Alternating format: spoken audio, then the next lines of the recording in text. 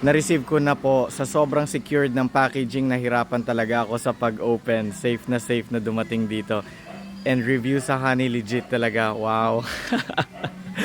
Maraming salamat ma'am sa pag-update. No, so sa mga taong makakanood nito tapos hindi alam yung backstory nito, every time kasi na may umu-order sa atin, dino-document ko, bini-video ko kung paano natin ibalot yung orders. Small order man yan or big orders, tatlong balot yan. Bubble wrap, karton, bubble wrap. Para maiwasan lang na, pinipick up kasi ni JNT, para maiwasan lang na mabasag sa biyahe, no?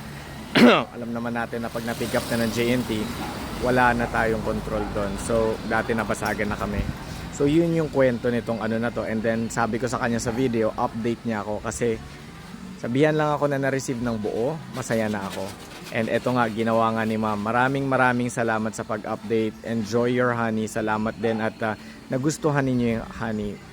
Ma'am, bigyan ko lang din kayo ng background. Salamat sa pagsuporta dito kasi this is a livelihood program sa amin sa probinsya, sa Cordillera. Igorot kami from Cordillera. And nakakatulong tayo sa community, sa komunidad. And trabaho ko dito, na nandito ako sa Metro Manila.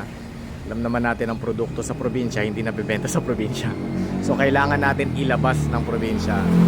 At tayo na nagmamarket dito, Luzon, Visayas at Mindanao. Mas lalo na dito sa NCR. Maraming salamat sa pagsuporta.